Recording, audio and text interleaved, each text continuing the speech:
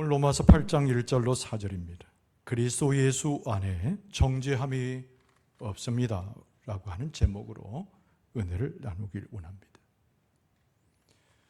모든 성경 66권은 예수 그리스도에게 맞춰져 있습니다. 예수 그리스도의 십자가만이 우리를 구원하기 때문이지요. 많은 사람들이 성경의 가장 중요한 구절이 뭘까를 고민하고 입을 모으기도 했습니다. 사도 바울이 편지한 글 중에 로마서라고 하는 책이 있습니다. 예수 그리스도의 복음의 정수를 담아내는 서신이지요. 그런데 그 로마서 중에 8장의 말씀은 매우 중요한 말씀이자 우리가 기억하여 심령에 새길 만한 하나님의 말씀으로 알려져 있습니다. 혹자는 이 8장의 말씀을 위대한 장이라고도 이야기했습니다. 또 누구는 그리스도의 십자가의 비밀과 그의 능력을 담고 있기 때문에 하나님께서 한 사람 한 사람에게 주시는 선물과 같은 생명의 말씀이라고도 말했습니다. 가장 위대한 장, 그러면서도 하나님의 말씀으로 심령에 새겨야 할 매우 중요한 말씀, 로마서 8장의 바로 오늘 본문의 말씀입니다. 예수 그리스도를 통해서 하나님은 뭘 보여주기를 원하셨을까요? 하나님의 깊으신 사랑을 보여주기 원하셨습니다. 우리가 이미 알고 있듯이 예수 그리스도의 십자가는 하나님의 사랑을 극히 나타낸 매우 중요한 표지이자 하나님 주신 말씀 그 자체입니다. 오늘 사도 바울은 성령의 음성으로 로마에 있는 교회 또 오늘 우리에게 하나님의 말씀을 일러주며 뭐라고 시작했을까요? 1절에 그러므로 이제 그리스도 예수 안에 있는 자에게는 결코 정죄함이 없나니. 이 말씀이야말로 예수 그리스도의 십자가에서 드러난 하나님의 사랑을 그대로 보여주고 있는 말씀입니다. 우리 가운데 최고의 선물이 무엇일까요? 죄에서부터 해방되는 것입니다. 우리가 가질 능력의 근원이 어디 있을까요? 죄사함의 은총을 확신하고 성령의 은혜 가운데 살아가는 것입니다. 오늘 본문의 말씀의 첫 출발은 하나님의 깊으신 사랑을 담아내고 있거니와 성령을 통한 우리의 삶의 채비와 우리의 믿음의 완전을 우리에게 일러주는 대단한 하나님의 말씀입니다. 8장 1절과 더불어서 우리가 눈여겨보고 마음에 심중에 새겨야 할 말씀이 또 있는데요, 우리가 너무나 잘 아는 요한복음 3장의 말씀이 그 내용입니다. 여러분 16절 중반에서 보면 그를 믿는 자마다 멸망하지 않고 영생을 얻게 하려 하심이라. 그를 믿는 자는 심판을 받지 아니하는 것이요 믿지 아니하는 자는 하나님의 독생자 이름을 믿지 아니하므로 벌써 심판을 받은 것이니라. 예수 그리스도의 십자가의 구원의 복음이 선포되었을 때에 이것을 믿는 사람은 심판에 이르지 않는다고 하는 사도 요한의 증언의 하나님의 말씀입니다. 오늘 본문의 말씀 가운데 자주 등장하는 낱말 중에 하나가 정죄라고 하는 낱말이에요. 우린 그리스도 안에서 정죄받지 않는다고 할 때 이 정죄는 과연 무엇을 이야기하는 것일까? 여러분 두 가지의 의미를 내포하는데요. 첫 번째는 너는 죄인이다 라고 명명하는 것 하나 하고요, 너는 죄인이기 때문에 마지막 세상에서의 구원을 얻지 못하고 죽을 것이다 라고 하는 메시지가 복합적으로 담겨져 있습니다.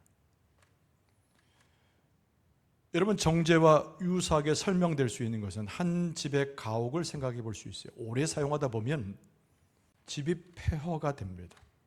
사람이 살 수 없게 되는 것이죠. 책임자가 와서 문 앞에다 표지를 세웁니다. 곧 헐어버릴 집이라고. 그리고 시간이 흐르면 건축업자가 와서 집을 무너뜨리고 파괴합니다. 오늘 말씀 속에 나오는 그리스도 안에 있으면 정죄함이 없다는 말씀은 무슨 뜻일까요?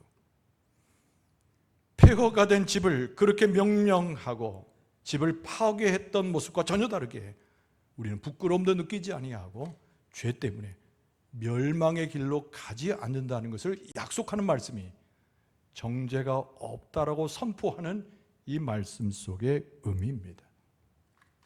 오늘은 1절에서 4절까지의 말씀을 같이 볼 거예요. 근데 이 말씀 속에 두 가지의 매우 중요한 포인트가 되는 메시지를 기억할 필요가 있습니다. 첫째는 예수 그리스도 안에서 더 이상 우리는 정죄함이 없다.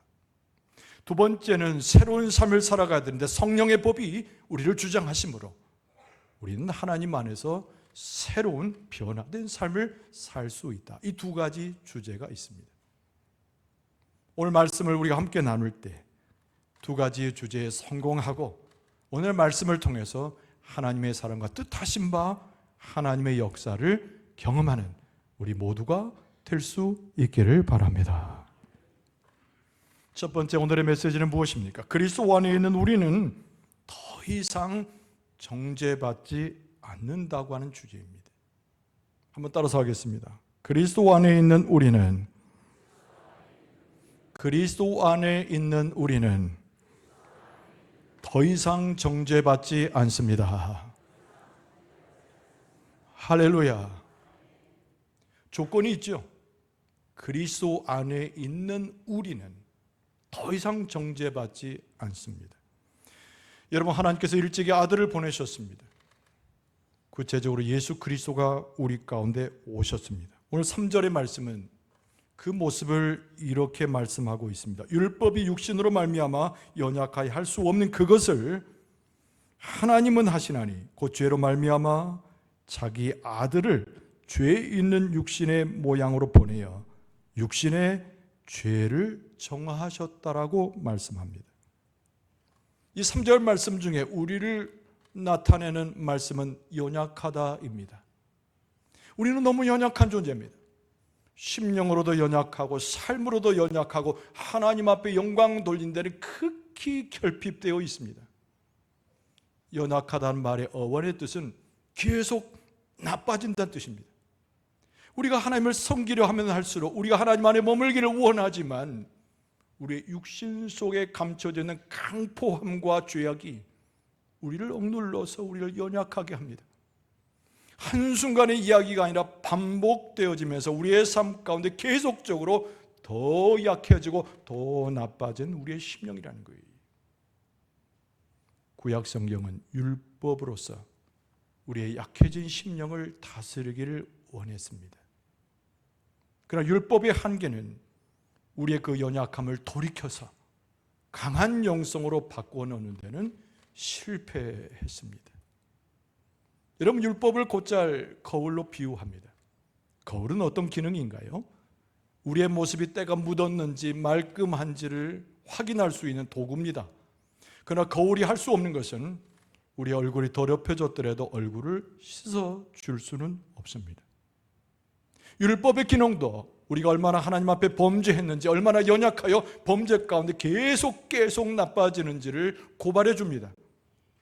그러나 율법은 약하여지고 육신에 속한 우리를 구원하지 못하니 3절은 우리를 연약하여 할 수 없는 그것에 실패한 율법에 대해서 고발하고 있습니다.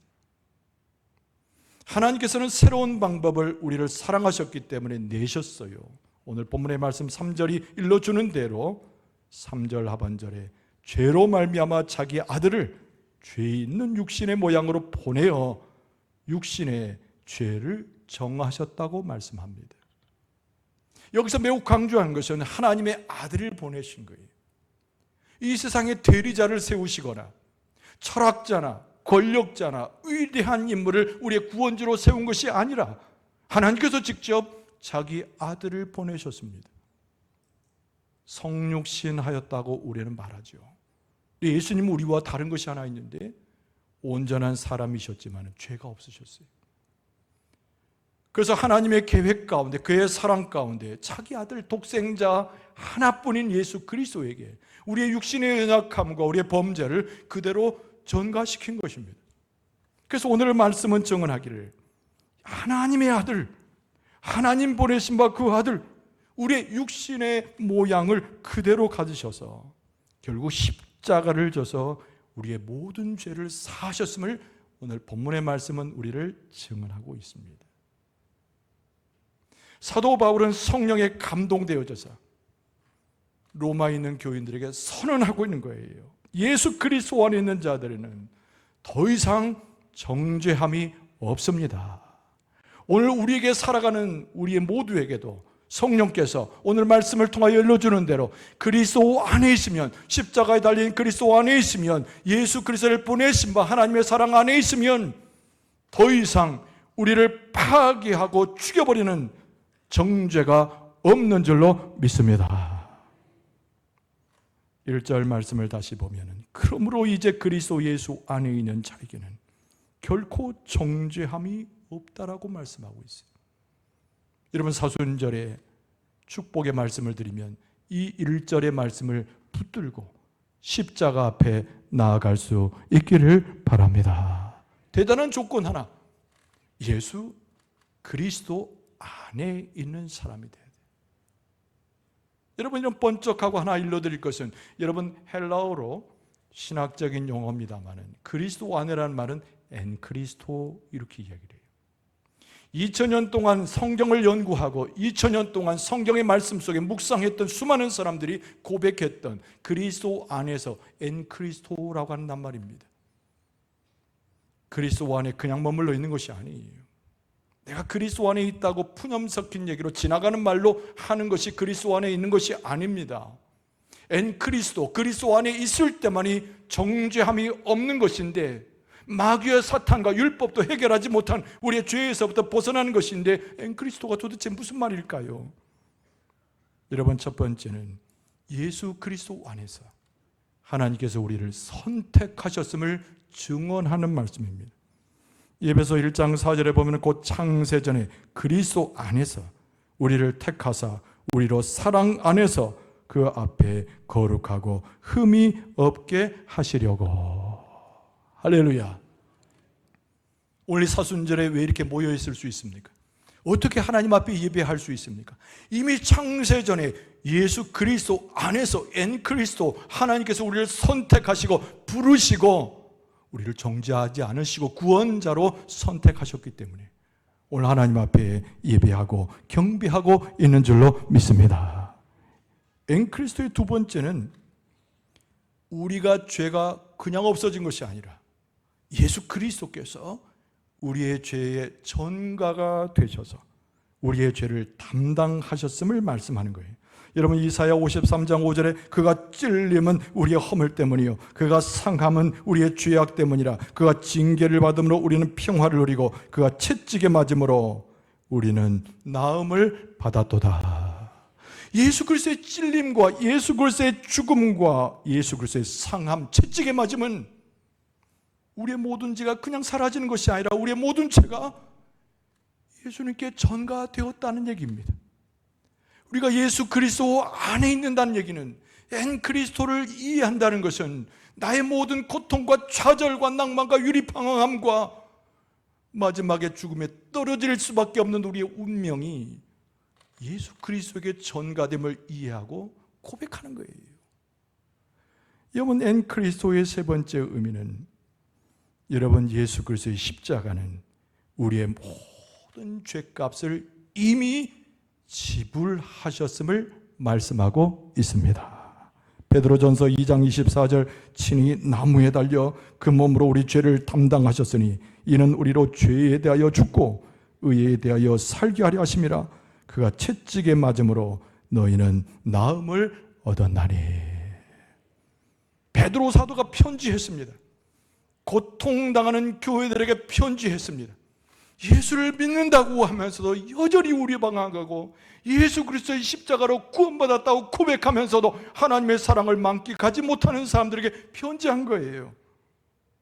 친히 나무에 달리셨다는 겁니다. 우리는 알지 못할 때, 무지할 때 하나님의 사랑과 보내심으로 인해 친히 나무에 달리셨다는 겁니다. 예수 그리스도의 십자가를 통해서 분명히 기억하세요. 예수 그리스도의 우리의 죄를 짊어진 십자가를 통하여 우리의 모든 신분이, 우리의 모든 삶이 죄값을 지불함으로 새롭게 된 줄로 믿습니다. 그랬더니 우리가 하나님 안에서 새롭게 변화돼요. 예수 그리스도의 안에서 변화됩니다. 엔크리스토라고 하는 예수 그리스도 안에서 정죄함이 없다, 이 말씀을 우리가 이해하고 경험하기 위해서는 우리의 심령과 삶이 온전히 다른 것으로 바뀌어지는 우리의 삶을 볼 수 있어야 되는 거예요. 고린도후서 5장 17절에 보면 그런즉 누구든지 그리스도 안에 있으면 새로운 피조물이라 이전 것은 지나갔으니 보라 새 것이 되었도다.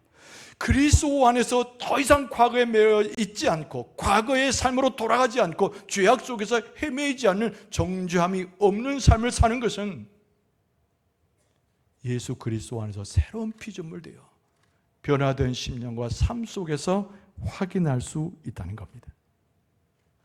여러분에게 질문할 테니까 크게 아멘하세요. 우리는 예수 그리스도를 철저히 믿는 하나님의 백성인 줄로 믿습니다. 예수 그리스도 안에 있는 주의 백성인 줄로 믿습니다.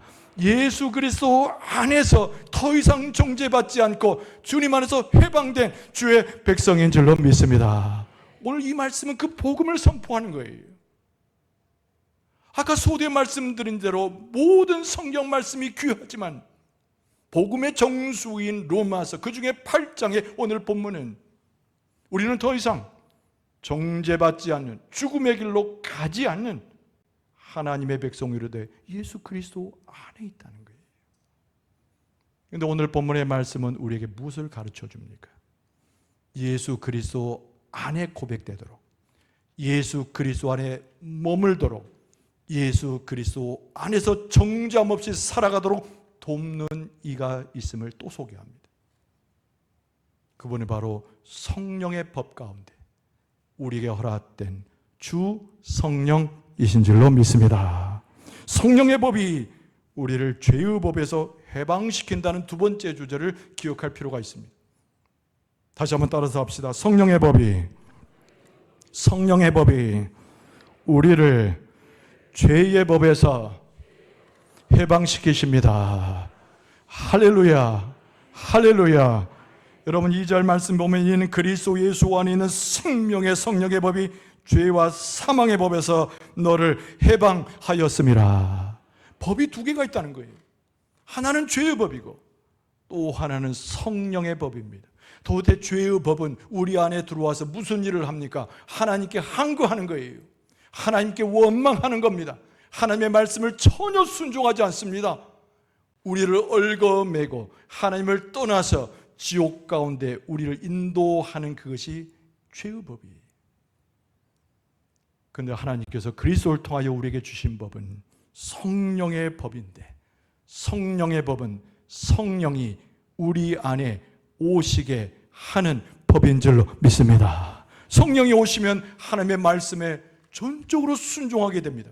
성령이 오시면 눈을 떠서 그리스도의 십자가를 보게 합니다. 성령께서 우리 안에 들어오면 성령이 충만하면 우리의 삶이 변화되고 우리의 삶이 성령의 법이 죄의 법을 무너뜨려서 죄와 죽음에서 우리를 구원한 사실을 경험하고 체험하게 될 줄로 믿습니다. 우리가 예수 그리스도 안에 머물도록, 예수 그리스도 안에서 삶을 살도록 성령의 법이 죄의 법을 이겨서 해방시켜서 우리를 붙들고 인도하신다는 말씀의 증언이 오늘 본문의 말씀입니다. 여전히 우리 가운데 찾아오는 것이 있습니다. 그것이 뭔가 하니 율법의 요구예요. 오늘 본문의 말씀에 율법의 요구라고 말씀합니다. 그런데 4절 말씀을 읽어드리기 전에 율법의 요구가 무엇인지를 먼저 생각하고 4절을 봐야 돼요. 율법, 실패한 겁니다.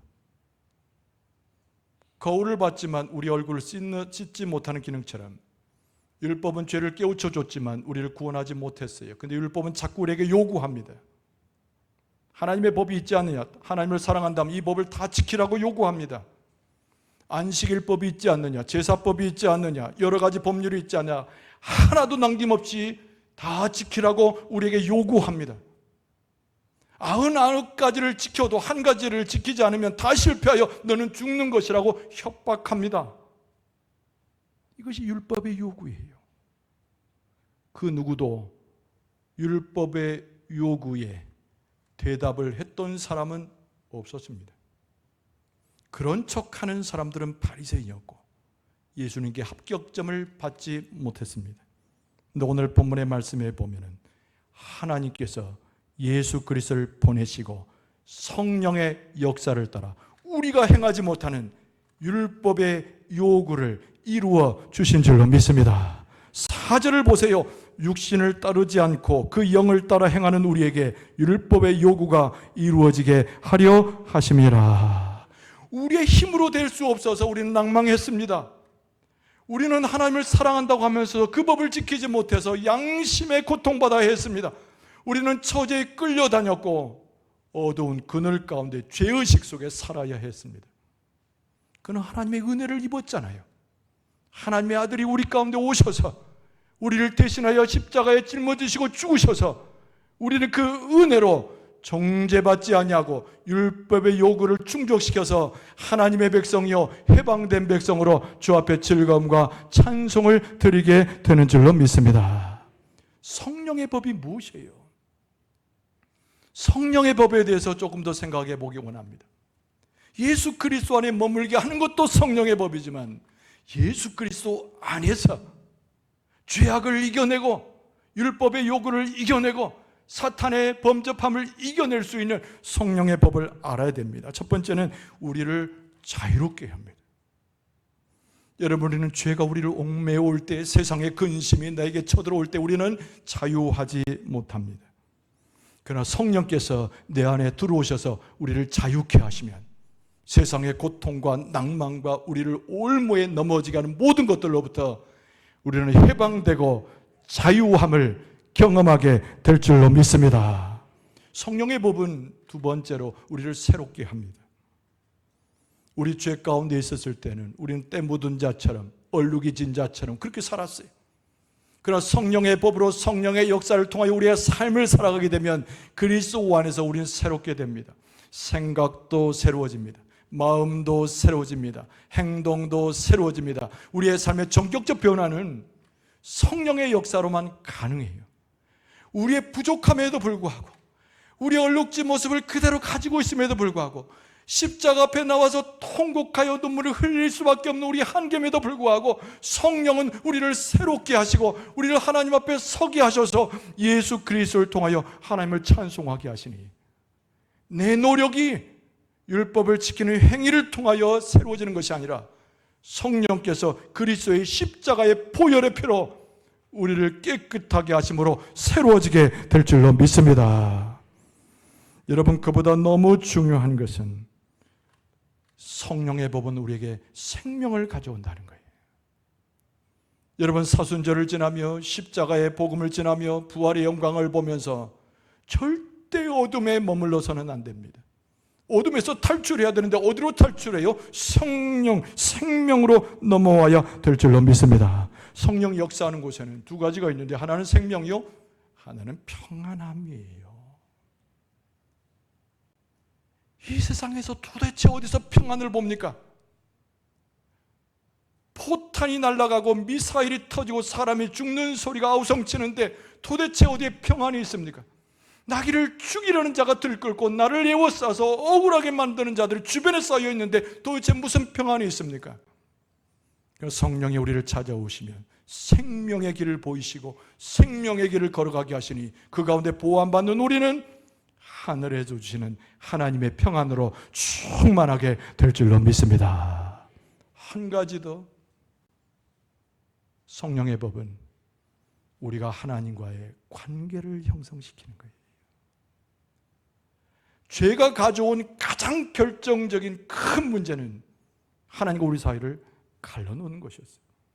더 이상 연결될 수 없어서 기도하지 못하고 주님을 경험하지 못하고 기뻐하지 못하고 허덕이지 않았습니까?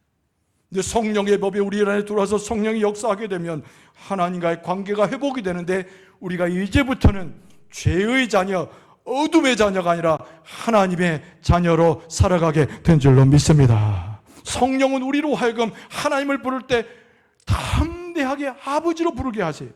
오늘 본문의 말씀이 기록된 로마서 8장의 15절 말씀에 보면은 너희는 다시 무수하는 종의 영을 받지 아니하고 양자의 영을 받았으므로 우리가 하나님을 아빠 아버지라고 부르짖느니라. 할렐루야.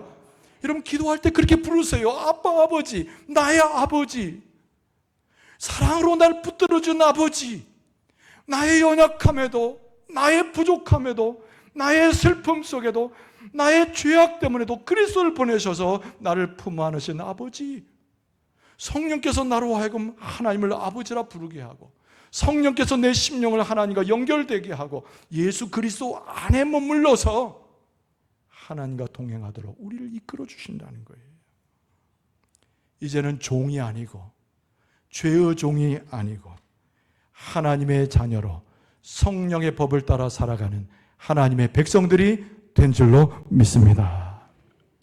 오늘 말씀을 정리하면 가장 중요한 오늘 말씀의 이야기는 예수 그리스도 안에 있는 거예요. 그리고 보다 중요한 것은 예수 그리스도 안에 머물기 위해서는 성령의 법이 우리를 주장해야 합니다. 하나님께서 선물로 주신 예수 그리스도, 우리 가운데 보낸 성령의 법의 성령, 우리를 다스리시고 인도해 주실 줄로 믿습니다. 예수 그리스도 안에 있으면 정죄받을 이유가 없어요. 해방될 수 있기를 바랍니다. 자유할 수 있기를 바랍니다. 하나님을 찬송할 수 있기를 바랍니다. 하나님과의 관계가 회복될 수 있기를 바랍니다. 기도할 때 응답하시는 주님을 만나기 바랍니다. 치유하시는 주님을 만나기 바랍니다. 변혁시키고 새롭게 하시는 성령의 은혜를 경험할 수 있기를 바랍니다. 이 사순절에 하나님의 영광을 구해서 오늘 믿음과 말씀에 성공함으로 죄의 종이 되지 말고 해방되는 자로 더 이상 정죄받지 않고 믿음 가운데 전진하여 승리하는 여러분과 저의 모습 되어줄 수 있기를 주의 이름으로 축원합니다.